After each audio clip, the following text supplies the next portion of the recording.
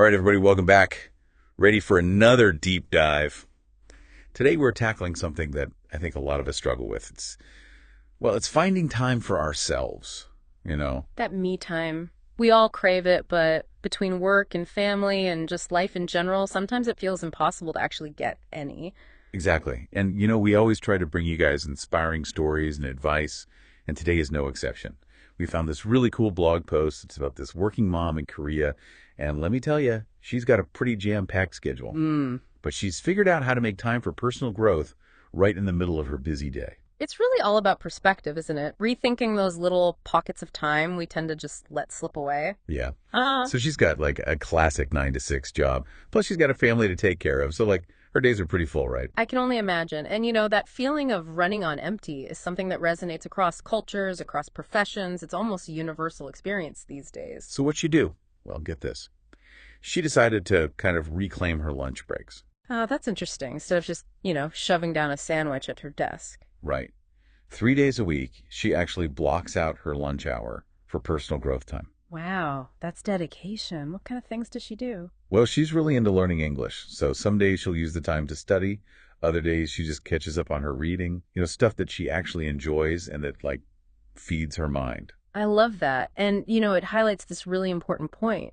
You don't need to make these massive changes to your routine to make time for yourself. Sometimes it's those smaller, more consistent efforts that make the real difference. Totally. And you know what else I thought was cool? She doesn't do this every single day. The other 2 days, she uses her lunch break to connect with colleagues, which, that's important too. Oh, absolutely. Social connection is such a key part of well-being. It's all about finding that balance, isn't it? For sure.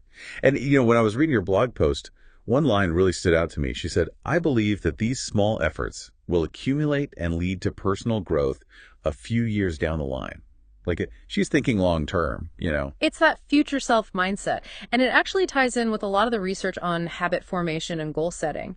Small, consistent actions, even if they seem insignificant in the moment, they build up over time. They really do. It's like she's making these little deposits in her personal growth bank, right? Exactly. And just like with financial investments, those small deposits can compound and grow into something much bigger down the line. So not only is she learning and growing, but she's also, setting herself up for success in the future. And don't underestimate the emotional benefit either. Having something to look forward to during the day, something that brings you joy or a sense of accomplishment, it can really make a difference in how you experience your workday, even if it's just a short break. Oh, totally. It's like instead of dreading your lunch break because you're just going to be eating at your desk again, you're actually excited for it because you're going to be doing something that, brings you joy. Right. It becomes a little reward, a little pocket of me time built right into your day. I love it. So for those of you listening, we'd love to hear from you. Think about it. If you could carve out just 30 minutes in your day for something just for you, something that makes you feel, energized and inspired, what would it be? And more importantly, how could you actually make it happen? Could be a simple change, right? Like maybe instead of scrolling through social media on your commute, you listen to an audiobook. Or maybe you take a walk during your lunch break and listen to a podcast. It doesn't have to be huge. Yeah, it's all about finding those little tweaks that work for you. Because ultimately, taking time for ourselves, even if it's just a few minutes here and there, sends a really powerful message. It says, hey, I matter, my well-being matters, and I'm going to make time for the things that make me feel alive. Couldn't have said it better myself.